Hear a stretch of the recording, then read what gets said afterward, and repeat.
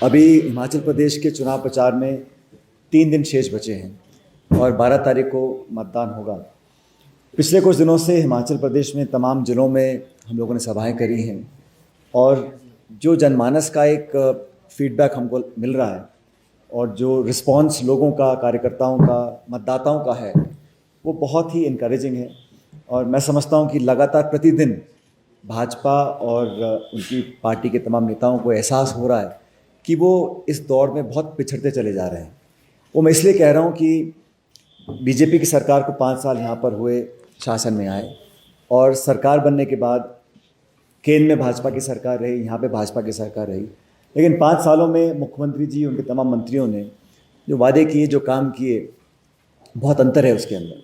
और लोग इस बात को बोलते हैं कि हिमाचल प्रदेश की सरकार ने अगर 5 साल में काम किए होते, अपने काम के दम पर, अपनी रिपोर्ट कार्ड, अपनी परफॉर्मेंस, अपनी गवर्नेंस, अपनी डिलीवरी के दम पर अगर वोट मांगते तो जनता अगर खुश होती तो अपने आप वोट डालती। अब हो ये रहा है कि इस छोटे से राज्य में लगभग प्रतिदिन प्रधानमंत्री जी, गृह मंत्री जी, रक्षा मंत्री जी और आज कई सभाओं को उत्तर प्रदेश के मुख्यमंत्री जी संबोधित कर रहे हैं। तो अगर मुख्यमंत्री उनके काम पर इतना कॉन्फिडेंस बीजेपी को होता तो शायद इतने बड़े नेता रोज़ इस प्रकार से अपना टाइम, अपने संसाधन ज़ाय ना करते। तो it's a definite indication that the BJP is on a back foot in terms of performance.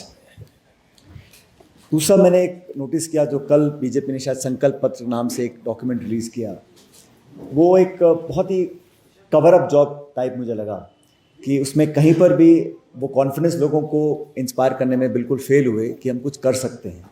सबसे बड़ा मुद्दा उसमें ओपीएस का था, ओल्ड पेंशन स्कीम का।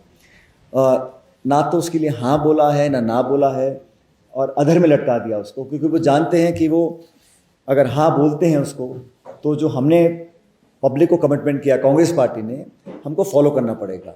और फिर अनेक राज्यों में जहाँ उनकी सरकारें हैं वहाँ पे डिमांड आएगी, केंद्र सरकार से डिमांड आएगी, तो उन्हें उसको साइड स्टेप किया है। लेकिन उसको दरकरार भी नहीं कर सकते हैं, क्योंकि ये जो डिमांड और ये मांग है, ये वादा जो है, ये जड़ पकड़ गया पूरे हिमाचल प्रदेश के अंदर।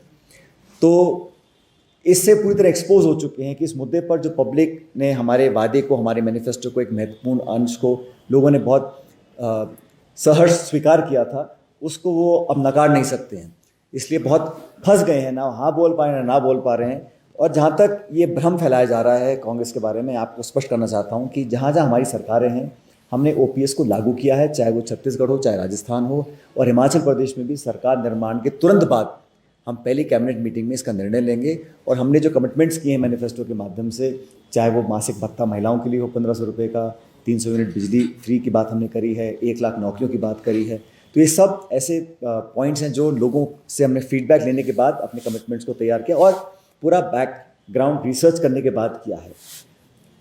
जब कांग्रेस की सरकार हिमाचल में बनती है, जब भी बनी पहले, लोगों को एक विश्वास था। इस बार जो सरकार चली है भाजपा के नेतृत्व में, उससे बहुत लोग अपने आप को एक तरह से धोखा उनके साथ हुआ, मैं कहता हूँ। और दोनों सरकारें आपकी हैं, दिल्ली की, शिमला की, फिर भी पेट्रोल, डीजल, खाद्य पदार्थ, सभी इन्फ्लेशन आसमान छू रहा है, अनएम्प्लॉयमेंट हाईएस्ट रेट्स हैं, और ये सरकारी आंकड़े हैं। कुपोषण हो, अनेक ऐसे मुद्दे हैं सोशल इंडेक्सेस पे जहाँ पे भाजपा के दोनों सरकारें, जो डबल इंजन की सरकारें बोलते हैं, दोनों ही इंजन लगभग गड़बड़ा रहे हैं। और मैं अनेक सभाओं में बोल रहा हूँ कि पहला इंजन तो सीज होगा 12 तारीख को हिमाचल प्रदेश में, और दूसरे की बारी आएगी 2024 के अंदर। और मैंने इस बात और नोटिस करी कि प्रधानमंत्री जी बोल रहे हैं कि उम्मीदवार को मत देखो, सिर्फ चुनाव चिन्ह को देखो। इसका सीधा सीधा तात्पर्य ये है कि जो उम्मीदवार उन्होंने उतारे हैं वो जनता को पसंद नहीं है, और आपसी जो खिंचाव, जो टकराव, जो धक्का मुक्का हो रही है भारतीय जनता पार्टी के अंदर, वो जग जाहिर है। मैं उसका उल्लेख नहीं करूँगा, लेकिन ये बात स्पष्ट है कि उम्मीदवारों के चेहरों को मत देखो, कैंडिडेट कौन है मत देखो, सिर्फ पार्टी को वोट डालो।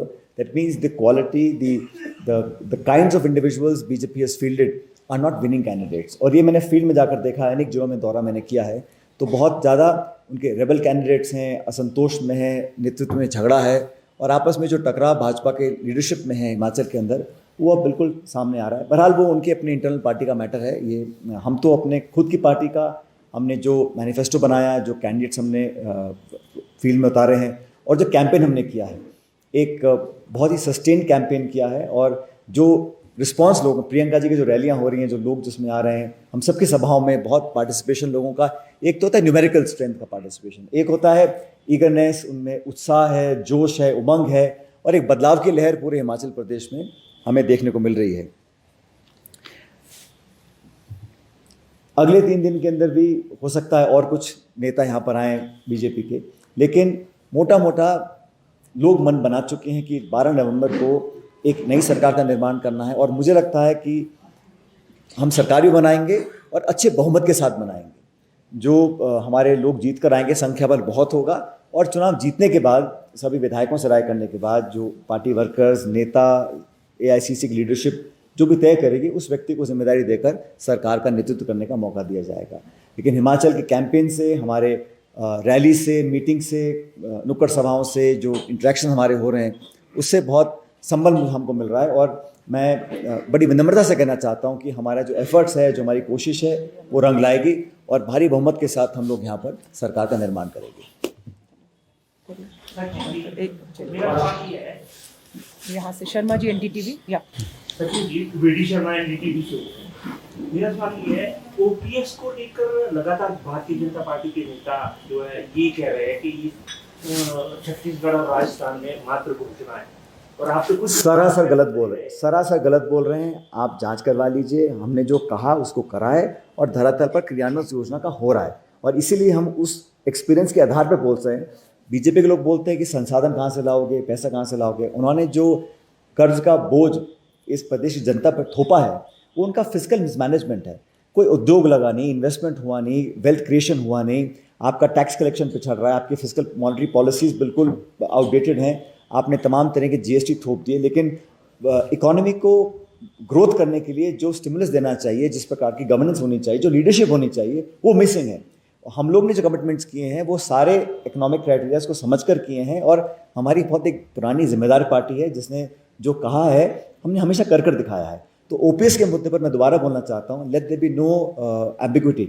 OPS is a commitment that the Congress party has made to the people of Himachal Pradesh. We will deliver the day we form the government and the first cabinet meeting takes place. Sachin ji, जब कांग्रेस सत्ता छोड़ के गई थी 2017 में, उत्तरी प्रदेश पर 48,000 करोड़ रुपए का कर्ज था, तो क्या उस समय की सरकार का भी जो वित्तीय प्रबंधन था वो मिसमैनेज था? जब आपको पूरा सपोर्ट केंद्र सरकार से नहीं मिलता है, आपको संसाधन ढूंढने पड़ते हैं।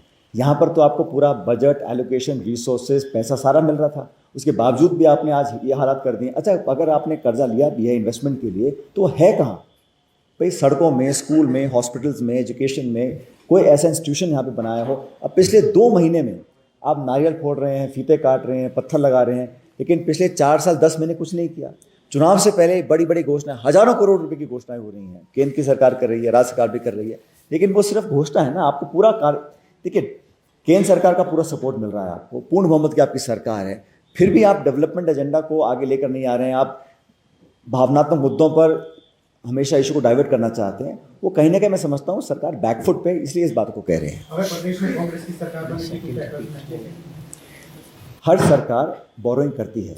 मेरा स्पेसिफिक पॉइंट ये था कि जो अमाउंट ऑफ बोरोइंग की है वो केयरलेस तरीके से की गई है, उस पैसे का दुरुपयोग किया गया है, और जो डेवलपमेंट होना चाहिए था वो नहीं हुआ हिमाचल प्रदेश के अंदर। जैसे कोर्ट में भी कहा है, फ्रीबीज के बारे में, फ्रीबीज दिए जाते हैं वो गलत है, और भाजपा भी कह रहे हैं कि हम फ्रीबीज नहीं दे रहे, हम स्ट्रेंथन कर रहे हैं, जो भी हमारी घोषणा पत्र है, हम लोगों को स्ट्रेंथन कर रहे हैं, फ्रीबीज नहीं दे रहे, और जो कांग्रेस फ्रीबीज दे रही है उसके भी उस पर तो बजट एलोकेशन है। ये कैसा तर्क है, मुझे बताइए? आप करें तो सब ठीक है, और वही बात कोई और करे तो वो गलत है। मतलब इस प्रकार का ब्लेटेंट मिस इंटरप्रिटेशन किसी भी शब्दावली का बड़ा गलत है। मैं माननीय न्यायालय की टिप्पणियों पर या निर्णयों पर कोई कमेंट नहीं करना चाहता हूँ, लेकिन भाजपा सरकार में हमने खुद देखा है उत्तर प्रदेश सरकार ने क्या क्या किया है। जब आप कर रहे हैं तो वेलफेयर है, सोशलिज्म है, और वो अति आवश्यक है, और कोई और दल, कोई और पार्टी अगर कोई वेलफेयर स्कीम्स की घोषणा करता है तो आप क्वेश्चन करते हो। आप सरकार बनाने का मौका दीजिए, हम दिखाएंगे आपको हम कैसे करते हैं, ना सिर्फ हिमाचल प्रदेश में, बाकी राज्यों के अंदर। लेकिन that is very unfair on the part of the BJP कि आप अपने गिरबान में नहीं झांक रहे हैं, आप अपने आप को, आपके सब माफ़ है, और कोई और दल इस बात को बोलता है तो उसको आप फ्रीबी या रेवड़ी या तमाम तरह की उसमें चर्चाएं करते हैं। वो बड़ा अनफॉर्चुनेट है जो वो कर रहे हैं। जैसा मध्य प्रदेश में हुआ है, सरकार जिस तरीके से वहाँ पे बदली है, उसको काउंटर करने के लिए कांग्रेस के पास प्लान है अभी से? इतना प्रचंड बहुमत आएगा हमारा कि हमारे पास कोई ऑल्टरनेट प्लान की ज़रूरत हमको नहीं मिलेगी। जब 8 तारीख को गिनती होगी दिसंबर में, आप देखिएगा जो संख्या बल हमारा इतना अधिक होगा कि हम प्रचंड बहुमत के साथ सरकार बनाएंगे। सचिन जी, लंबे समय से प्रचार हिमाचल में चल रहा है, सब लोग ये कह रहे हैं, हमारा सर्वे राहुल गांधी इतना बड़ा चुनाव हो रहा है, वो चुनाव में नहीं आ रहे, क्या राहुल गांधी चुनाव में प्रचार करने आए? देखिए, राहुल गांधी यात्रा जो कर रहे हैं कन्याकुमारी से कश्मीर तक, आज़ाद भारत में शायद चंद ऐसे लोग होंगे जिन्होंने इतना लंबा एक संकल्प लिया हो पदयात्रा करने का। इतनी लंबी यात्रा करने के लिए 5.5 महीने का समय चाहिए, साल में होते हैं 12 महीने। आप कभी भी 5.5 महीने उठा लीजिए, किसी ना किसी प्रदेश में कभी ना कभी चुनाव होगा, ये एक रियलिटी है। तो कभी उनको करना था। मैं नहीं समझता हूँ कि हम में से कोई भी किसी भी चुनाव या चुनौती को लाइटली लेता है। और आप बिल्कुल बेफिक्र रहिए, हम सब मिलकर यहाँ चुनाव लड़ रहे हैं, लड़वा रहे हैं। और हमारे जो लीडरशिप है, चाहे वो राहुल जी हों, खड़गे जी हों, सोनिया जी, प्रियंका जी, हम सब मिलकर चुनाव लड़ रहे हैं। और जितने भी यहाँ नुमाइंदे आपके सामने बैठे हैं, हम सब एक टीम के सदस्य हैं। और हमारा उद्देश्य है कि हम कांग्रेस की विचारधारा को और व्यापक बनाएं और चुनाव जीत कर जाएं। दोनों स्टेट्स के अंदर, चाहे गुजरात हो चाहे हिमाचल हो, हम जमकर कैंपेन कर रहे हैं। और भाई, आप जो हम कह रहे हैं, आप सुन रहे हैं, उस पर परवाह मत करिए। आप तो 8 दिसंबर को देख लेना परिणाम क्या आते हैं। तो हम लोग जीतेंगे और पब्लिक के आशीर्वाद से जीतेंगे और हम सबकी जो आपसी मेहनत है उसके आधार पर जीतेंगे। लेकिन ये मैं समझता हूँ बड़ा गलत है, क्योंकि राहुल जी जो यात्रा निकाल रहे हैं वो अपने आप में एक ऐतिहासिक है। उनका उद्देश्य जो समाज में एक तरह से टकराव या कड़वाहट पैदा करने की जो कोशिश कुछ ताकतें करती हैं, उसका वो विरोध कर रहे हैं। संस्थानों को खोखला करने की जो कोशिश की जा रही है, उसका विरोध वो कर रहे हैं। लोगों को जोड़ने का काम कर रहे हैं। और वो किसी की आलोचना नहीं कर रहे हैं, कोई बुराई नहीं कर रहे हैं, लेकिन अपने रास्ते चल रहे हैं। और लोग अप्रिशिएट कर रहे हैं जिस कमिटमेंट और जिस एफर्ट के साथ वो लोगों को साथ लेकर चल रहे हैं। जो हुजूम वहाँ निकल रहा है, जो धरातल पर, हो सकता है कि अखबारों में या मीडिया में उसको उतना कवरेज ना मिलता हो, लेकिन जो है उसको झुठला नहीं सकते हैं। और लंबा चलना, मैं गया हूँ 2-1 बार वहाँ पर चलने उनके साथ, आसान नहीं है।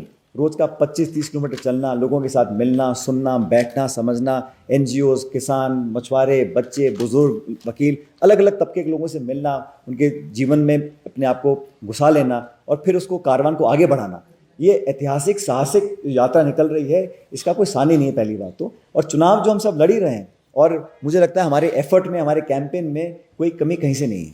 धन्यवाद। जिस तरह से 2017 में चुनाव लड़े गए थे हिमाचल में, यहाँ पर तो मुख्यमंत्री के उनके लेके चुनाव लड़े गए थे। अब ये तो मेरी बात करते यहाँ पर और उत्तराखंड में भी उनके वहाँ पर मुख्यमंत्री का चेहरा कोई दूसरी तरफ वहाँ पर कांग्रेस साइड क्या लगता है? बिल्कुल नहीं। देखिए, जब हम सरकार में होते हैं किसी भी स्टेट में, तो वहाँ का जो मुख्यमंत्री होते हैं उन्हीं के चेहरे पर चुनाव लड़ा जाता है, इसमें कोई नई बात नहीं है। लेकिन जब हम विपक्ष में होते हैं तो हमेशा एक यूनाइटेड हमारा एक लीडरशिप है स्टेट के अंदर, और उनके सामूहिक नेतृत्व में चुनाव लड़ रहे हैं। और मैंने शुरू में पहले ही बोल दिया था आपके सवाल पूछने से पहले कि जब हमारे पास इतना टैलेंट है, डेप्थ ऑफ एक्सपीरियंस है, हमारे बहुत सारे ऐसे नेता हैं जो बहुत काबिल हैं। जिस प्रकार से, उदाहरण दे रहा हूँ मैं, सिर्फ गुजरात के जो मुख्यमंत्री बने हैं, अधिकांश लोगों को उनका नाम नहीं पता है, और मुझे मालूम नहीं, वो तो खैर उनका इंटरनल मैटर है। लेकिन हमारे यहाँ जो जीत कर जाएंगे विधायकगण, वो और जो लीडरशिप हमारी दिल्ली में तय करेगी, उस व्यक्ति को काम, और जो भी निर्णय लिया जाएगा वो हिमाचल प्रदेश के हितों को देख कर लिया जाएगा। धन्यवाद। अगला सवाल। नहीं, ओके, थैंक यू। मैं एक इंफॉर्मेशन आपको देना चाहता हूँ। पायलट साहब का बहुत धन्यवाद, इन्होंने इस प्रचार के दौरान जो चुनाव चल रहे हैं हिमाचल प्रदेश में, हमारे लिए बहुत समय निकाला। ये 1 तारीख को भी हिमाचल प्रदेश में थे, 3 जनसभाएं इन्होंने की। उसके बाद 6 तारीख को 4 जनसभाएं पायलट साहब ने हिमाचल प्रदेश में की है। और आज ये जुब्बल कोटखाई, आनी, सुंदरनगर 3 जनसभाएं करके इस प्रेस कॉन्फ्रेंस के लिए पहुंचे। और कल भी ये 2 जनसभाएं, एक लाहौल स्पीति और एक करसोग में करने वाले हैं। तो बहुत बड़ा सहयोग आपका मिला, इसके लिए हम आपके बहुत शुक्रगुजार हैं कि आपने। मैं, आप चिंता मत करो, मैं जिता के जाऊँगा। आधा काम करते ही नहीं हम लोग, आधा काम करते ही नहीं, चिंता मत करो।